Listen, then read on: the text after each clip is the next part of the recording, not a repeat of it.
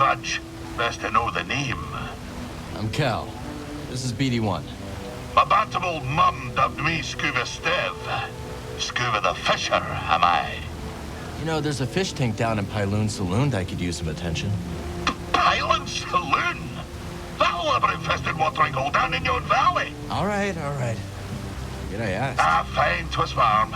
I'll do it. Meet me at the saloon and we'll appraise this so-called tank. Ken, you couldn't stay away. You didn't forsake the sea spray once it's misted your gums.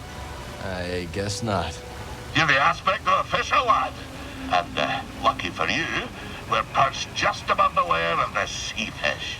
Sea fish, huh? That's right. An impossible catch. No fisher in the right mind would pursue such a quarrelsome foe. No fisher, but Skoova Stev.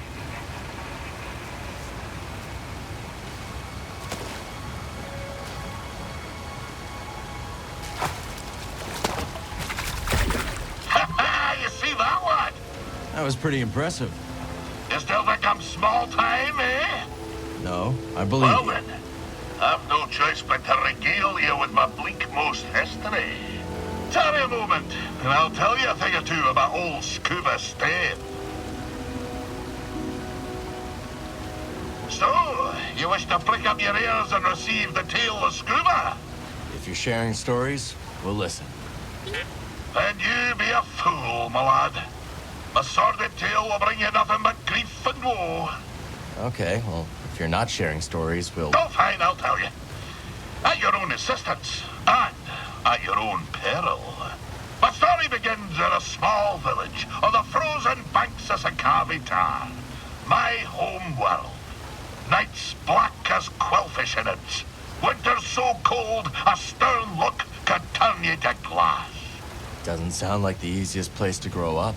Difficult, aye. From the moment your mother's milk froze on your tongue to the moment you foundered upon frozen streets. You see, the fishes, they had the right of it. They dwelt far below the ice, where warm currents danced like ribbons in the wind. To fish so scarce a quarry, on account of the great fish famine, well, it's near a mild undertaking. But for all me belly-aching now, there's a peaceful enough life for a wee Skovian with an instinct for the rod. So you discovered your talent early. Such a talent was I, that as a lad, me hardly spotted my first prickly chin hair. I was given an audience with Undone. But that be a tale for another time. Oh, and some advice, lad. If you're planning to scale the mountain, you'll need to keep a strong grip.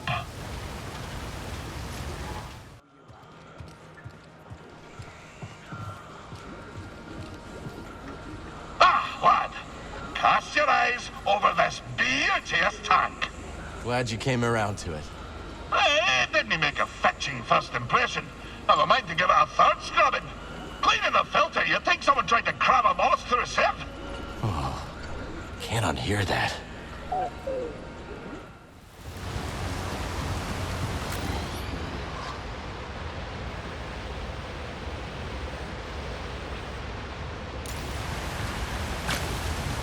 Coward! Oh, you're red for a treat. What are you fishing for? I'm hunting the ferocious Mee. Did you know the Mee was the very first fish we Skoova caught? That must have been quite a day. Aye, I was barely yay-high back then. Little Skoova swam headlong into the creature's mouth.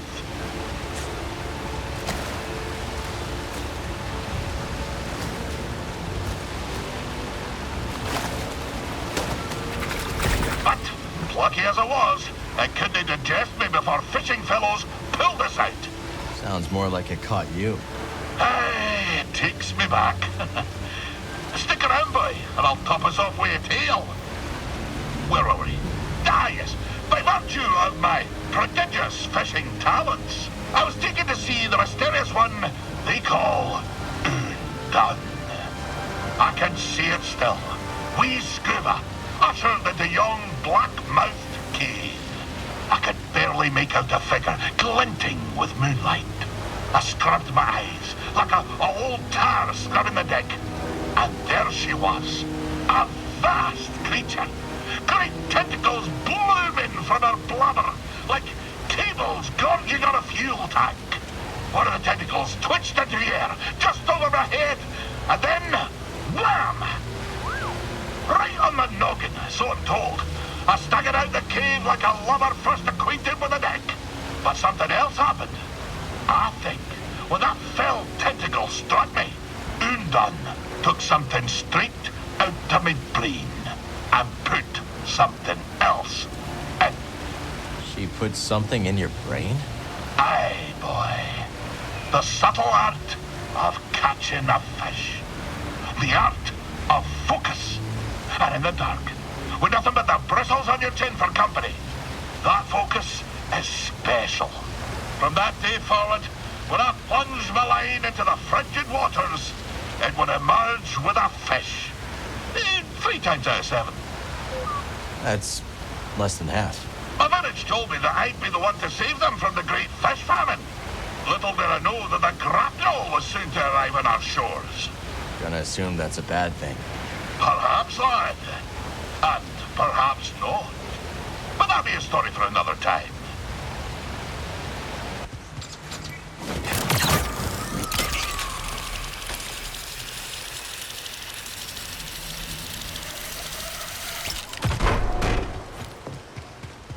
Cow, ahoy! Step tender, lad. This one's a rare catch indeed. What is it? The fabled Faa fish. Its tail is one riven with greed, soaked to the bone with tragedy. There are scant few Faa left on account of their succulent glands. But I do not intend to harvest the poor creature for its organs.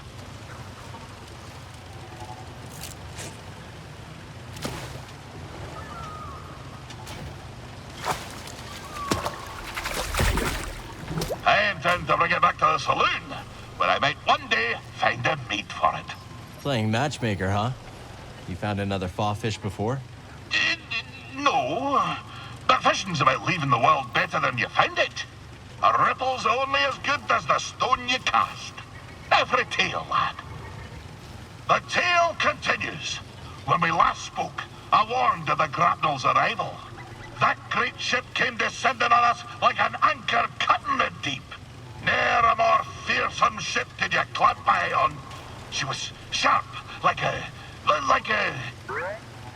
fish, like the nose of a bony fish. She had 3 great claws. Aye, the landing gear. But when her great jaws parted, aye, the loading ramp. Will you hush and let Skoova tell the story? Her great jaws parted, disgorging her dread crew. A more vile pack of fisherfolk you never did see. And led by the vilest of them all, Captain One-Yek Wet, the bearded, bezel-less bat that he intended to fish in our waters. Trophy hunters they were, in search of the most rare catches. Well, we Sakavians refused. We had the great famine to contend with, see? Every fish was precious. But the ferocious captain didn't care for our troubles. With a belch, he produced from his creel a mighty harpoon. Wait, cried wee Skoova, hopping off of his rock. I know these waters like the taste of my own tongue. There'll be few fish beneath yon ice. But, continued I, if you take me with you, and if you leave my village be, I could show you how to coax the rarest of fishes onto your line. Aye. The dread captain stroked his briny beard. After a long moment, he held out his hand and grinned most terribly. Lad, said he, you be in luck. I'll be requiring another for my crew, one who knows the curve of the sea. Oh, Cal. If I could only go back to that moment when I shook Captain Wet's rigid hand. If only I'd never stepped off my wee rock. But my encounter with Undan had given me a taste for the unknown. I couldn't resist the call of adventure, and I had to save my people. So I left with the grapnel, thinking the business done. I would be a fisher for Captain Whet. Of course, my adventure had only begun. For just when the grapnel hit orbit... More trouble, I take it? Ah, but I've havered on long enough. And come back another time and I'll tell you more.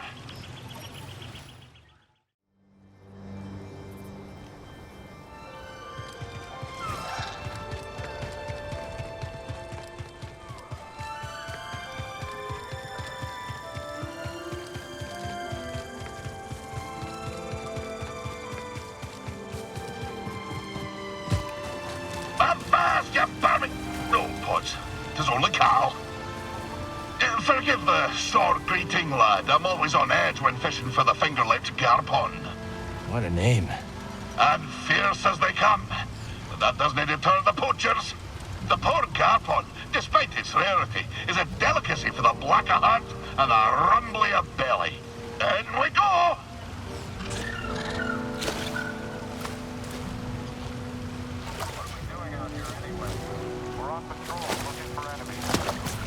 Ah, did you see that beauty? 2 plump fins, a fine complement of glands, a scrumptious, varicose tongue. Fishing on an empty stomach, Skoova? Hey, I can't succumb to the passions of the stomach. The Garpon must live.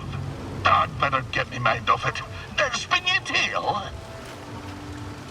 So, you wish to hear of a time on the grapnel with the crew of the dread Captain Whet? Let's hear it. Aye.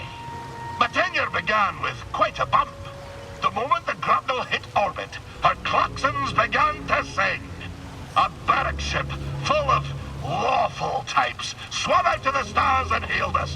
What be the meaning of this? Growled our captain. We're simple fisher folk. Your transponder codes tell a different tale, came the reply. You be standing on stolen property, you do. Aye, you've rightful quarters, said the captain. Come on aboard, and I'll surrender what was stolen. But scarcely had the lubbers set foot on the deck of the grapnel, when wham!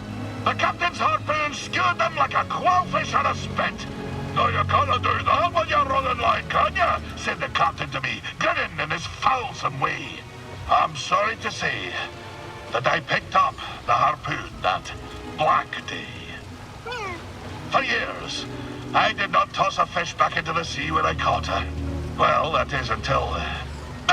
blubbered you to death. I'll continue my tale soon, lad.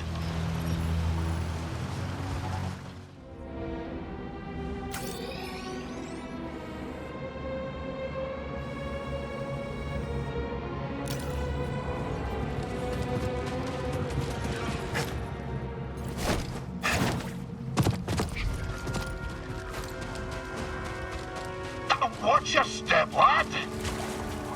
Have we walked in on another dangerous expedition? Well, the feral Snakefish prefers the taste of crab, but would happily settle for your toe.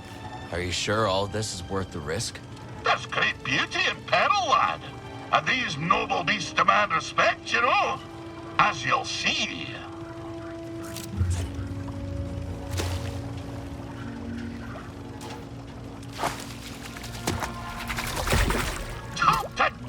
The blasted fish wife!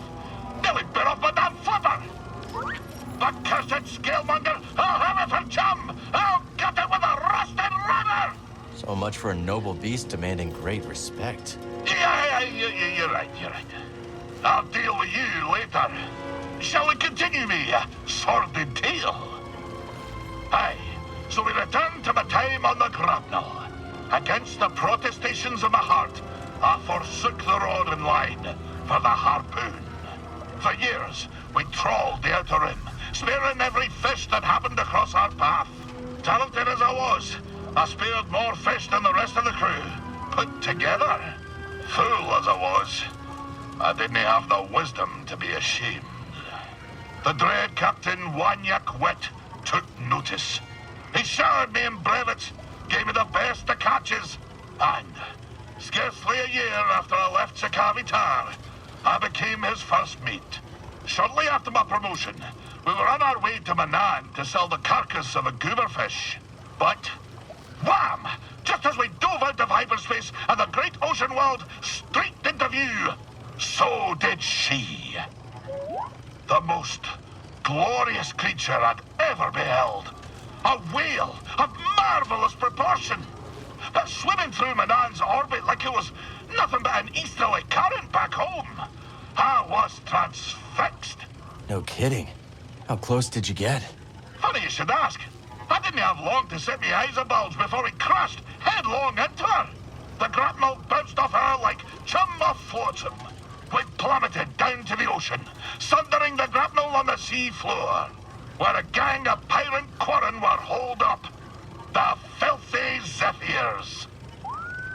We swam out to the riven hull and found ourselves surrounded by quarren, demanded all manner of things, including our bounty of fish. So, away we swam, Captain White, the crew, and myself. But, blind as we were at such depth, we shortly ran into a dead end, finding ourselves surrounded by quarren. Find me again, and I'll continue the tale.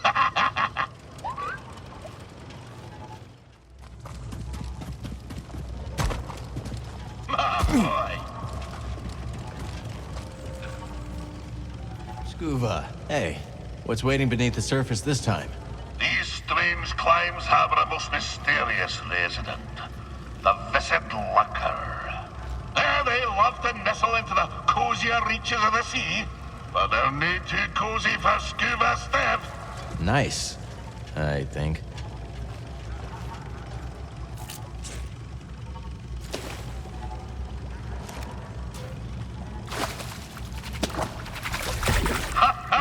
Got it. You know, I was famed for my lurker catching talents. Oh, and lad, I know what you'll say. Skoova, you were only prized for your skill in catching them on account of your wee stature. And I might be right. But you can no more fit a basilisk in a lurker's lair than an oyster in a thimble. Sounds right to me. Could I interest you in a tale? So Skoova, whatever happened with the pirates? So there we were, 4 quarren, armed with spears, each way a mind to make a mantelpiece of my wee rubbery head. I looked over to me captain, and he stared right back, waving his arms like a goober fish in heat. At the harpoon I held in my hand. Oh, for a black instant, I considered nailing those pirate quarren to the rocks with my harpoon. But something stopped me from pulling the trigger. Perhaps it was the sparkle that caught my eye. The sparkle of a passing glumbrig eel. What would those pirates say to a whole school of glumbrig eels? A crackle and a sparkle as they be, thought I. So I opened my wee mouth and emitted the mating call of the eel.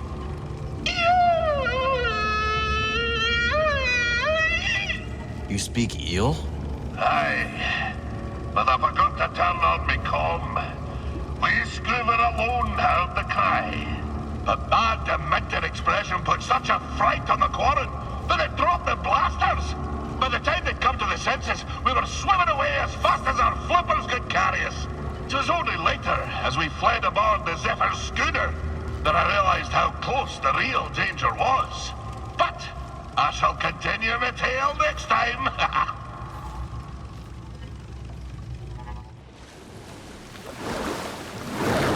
Ahoy, Cal!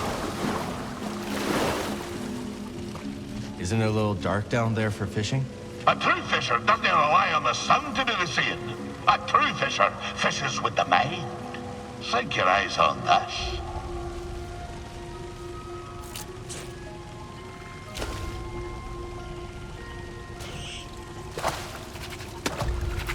You're asking yourself, how in the deep did old Skoova know where the fishy was hiding? But what you don't know is that the Barbed Hookfish always travels northward. How does it always travel north? Well, you see, north, it's a relative, fine, I bumped into it on my way down. But a true fisher knows that a pocket full of luck is more important than some cod migration pattern. Now for a story, if you've the time. Where did we end? Ah, yes. The monstrous captain went. His crew and myself fled aboard the pirate schooner of the filthy Zephyrs. Well, as the morning thaw, I could tell something was off.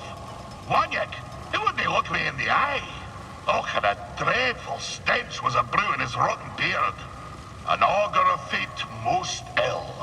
Wanyik took the helm, and with landing claws away, we flew to deep space, putting a few lifetimes between us and those pirates. We found ourselves afield of the Parlimean trade route. As soon as the captain took his hand off the yoke, he put it on his harpoon and gave me a look, like a half-starved tuka-cat iron sprat. Skoova, snarled the vile captain. You've gone as soft as an oyster's navel. If I couldn't trust you to spare a quarren with your blaster in your mouth, how can I trust you to skewer the great Goober fish? My hesitance to pull the trigger had me undone. In spite of my most rabid pleas, the captain jettisoned wee Skoova in an escape pod. The last thing I saw was his dread smile, crooked like a bayman's backbone. And so, my time aboard the grapnel met a briny end. Sitting alone in a pod, in deep space, with nothing but a tank of old cod and gash. I'll tell you more later, lad. The despair. Ugh, the stench. It's enough to set my stomach a churn to this very day.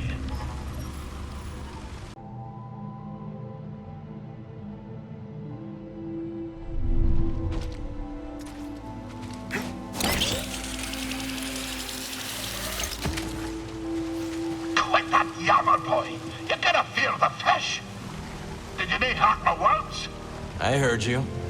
Not sure I understand, though. 'Tis the noise, lad. A fisher must be master of all the senses, eh? We're in the lair of the Fantailed Laa fish, the greatest smeller of things foul beyond the deep core. Are you saying we smell foul? You're no lethal peach. Nae to worry. Being clever, I can to apply the pungent musk of the Glottsamcrab to me suit. Oh, the old fishy won't know what hit her.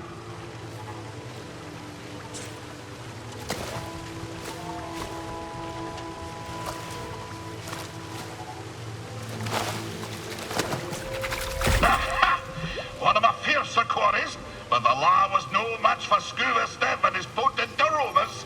I come to think, you contributed a few smells of your own to the melee. I owe you a debt of gratitude. Don't mention it. Catch you later, laddie. And, if you did rinse yourself off in the waters, I'd need mind. So, Skoova, back to your story. Were you actually marooned in deep space by Captain Wet? Aye, lad. There I sat, tummy a-rumble, gazing out at the void. My somber reflection staring back from the porthole. Was it hours? Years? Neither would faze me. But I do recall this. After a term most interminable, there she was, like a bowsprit cutting through a crest. A great space whale, still sporting the grapnel's imprint on her side, emerged from a parted void. Aye, even now it brings the salt to my eyes. Her great blubbery undulations tossed me pod through the stars like a goose-winged skiff. The stars swirled about like 100,000 fishes until suddenly I saw a planet below. There my pod crashed, and there I was rescued by kindly locals. I had been saved by this marvelous creature from the depth of space. I tried searching for her. Alas, to no avail. She eluded me for years before I packed my satchel and headed home for Sakari Tar. Most didn't believe what I'd seen. They say she was not but the terminal spasm of a starving salt's brain. But I know what I saw, lad.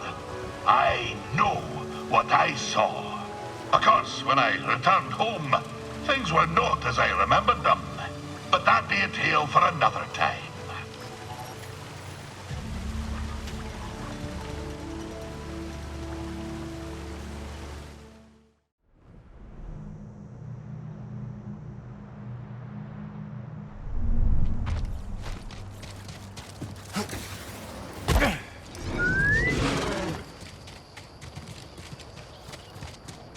No scanning, okay, BD? Yeah!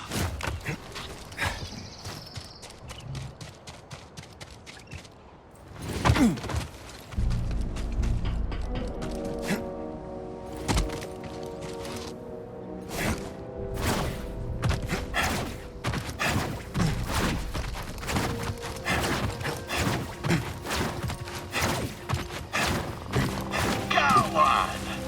Skoova.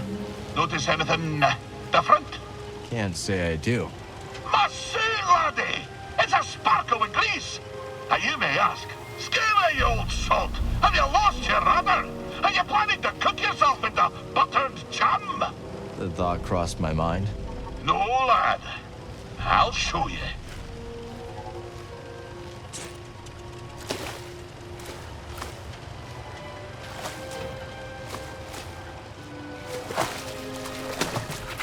That lad, the blue-finned crayfish is a fearsome warrior. Not just because its claws are sharper than the bristles on my lip, but also because it's as slippery as a shiver pea taking an afternoon dip. So, how do you fight slippery? By being muckle slippery yourself. I'll remember that next time I'm in a bind. Oh, and I've only just begun, lad. If you've a moment, I'll continue my tale. So, after years of searching for the great whale, I returned home to the frozen shores of Skoova, where my tale began. And this world on which I was weaned and warmed seemed but a moon to me careworn eyes. So small. I foot-slogged my way back to Undun's cave, but I found it empty, and somehow colder than I remembered. You know, lad, sometimes the truth brings peace, and sometimes it brings sadness. The fish is nae always what you thought it'd be when it bit the line. I dragged myself out of that cave and back to my village. And what I discovered next sent a spar through me thrice-pickled belly. All me kith and kin, old and bairn, ravaged by famine and cold. For none other than Captain Wanyik Wet had been fishing in their waters, sparing what few fish remained and taking them off-world. And so it was that I found myself once again in search of the dread captain and his crew. Not just for my own justice, but to liberate my very home. When we next speak, I'll tell you what became of my crusade.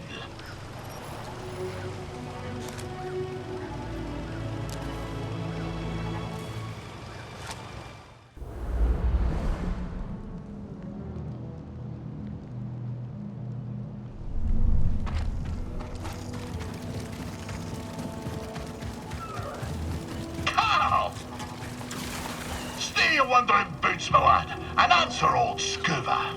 Do I strike cutting, fisherman? Not sure what you mean. Me appearance, lad. Does it warm your shallows? Does it put a sea spray on your face? You look nice, Skoova. Let's hope the Frilled Newt agrees, laddie. I'll have to muster all my seaward charms if I'm to lure it into my grasp.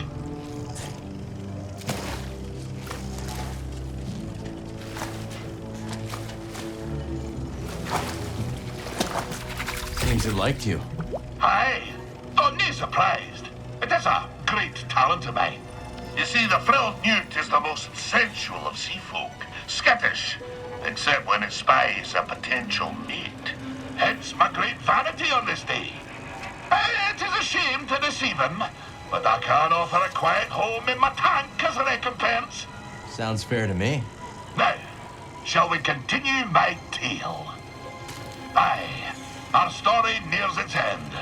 I discovered that Captain Whet was plundering my very home seas for exotic fish.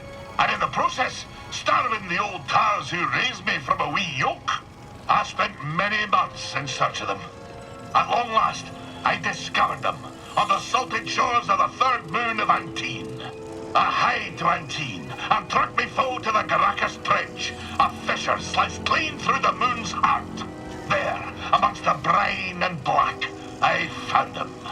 Wanyik Whet and his vile crew, surrounded by glumbering eels, spearing them with their harpoons. Captain, I cried, you've broken your promise never to harvest the seas of Skoova. And I said, your command be forfeit if you dinna forswear my home waters. Oh, I'll skin scarce forget the snarl he issued as he turned to me, slow as a frozen reef, regarding me after years of thinking me dead. "This," he growled, "is why you dinna toss the fish back into the sea." Before I could shake my flippers, the barb of his harpoon spun through the deep, and its hook pierced me in the chest. My juices filled the water, and as my vision grew dark, I espied Wanyek, smiling sharp as a fang. That's horrible, Skoova. I told you, lad, that mine be a dark tale. I'll tell you more when next we meet.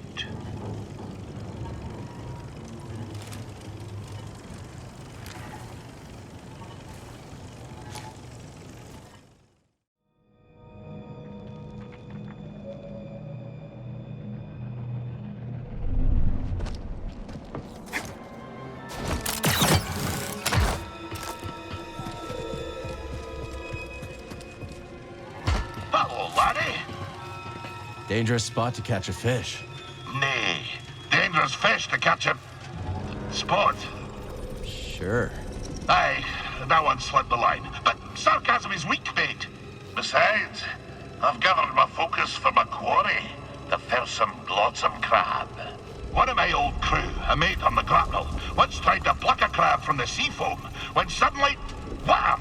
Overboard she went.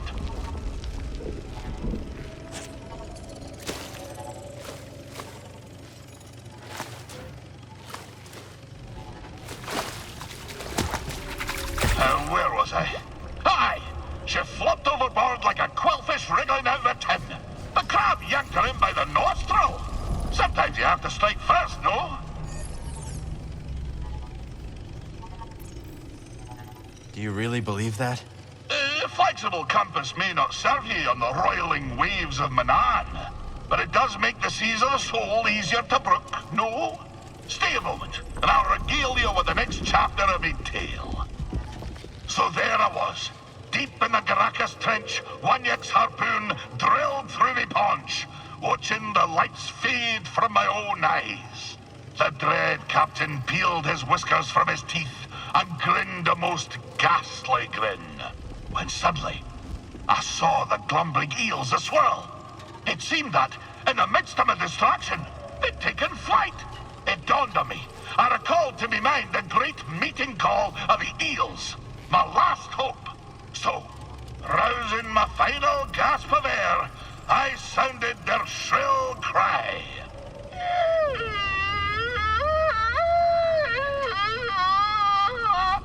What happened? Well, lad, I'll tell ye. The eels swarmed in an electric blaze. The dread crew scattered, and Wanyek, that damned Wanyek, that dread captain, was cooked like an evening quillfish. As the eels smote him into the deep, I felt consciousness run out to my ears. Darkness fell upon me. When I awoke, well, find me again, and I'll conclude my tale.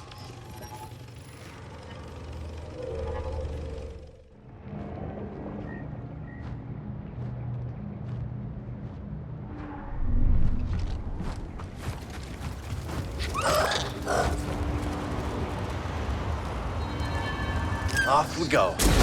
There you are. Watch where you look, laddie.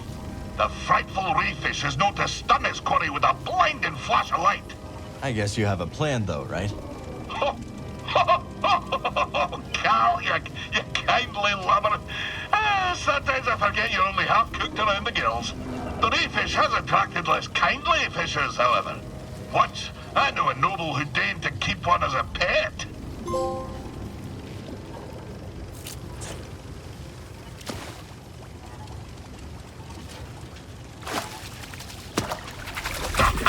Got her safely away. Oh, but the noble was nae so lucky. She paraded the Rayfish at a gala, and the guest of honor, a senator, lost her eyesight pairing in the tank. Blinded by greed, huh? Huh? Aye! Good one. Aye, indeed. Yeah, all right, that's enough. When I awoke from with Wanyak. It was on the deck of a fishing schooner. It seemed my speared carcass had bogged to the surface and been caught by a local fisher. What about Captain Wet? Did he survive?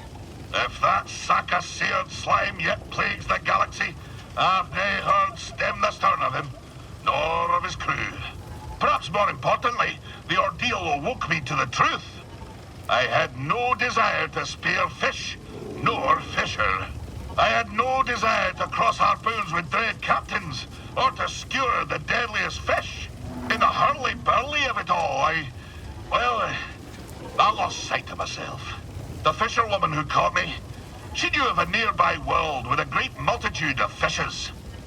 Kobo. So to Kobo did I go. And since, I've realized why I like to fish. Why's that? Because I like fish, Cal.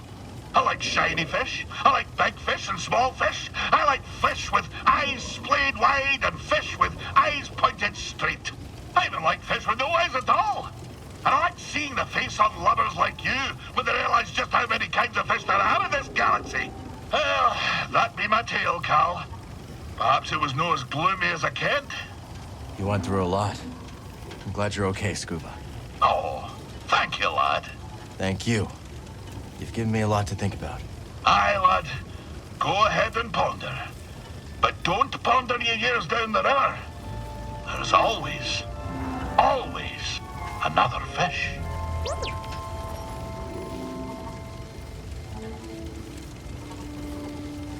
Lad, you're all right. Oh, what a burden off our wee shoulders. Were you worried? Well, I just had the most loathsome encounter with one of those battle droids. I wanted they might have found you too. What happened? The metal beast told me to present my tribute to the Bedlam Raiders. Woe betide any lover who dares to steal a fish from Skoova's staff.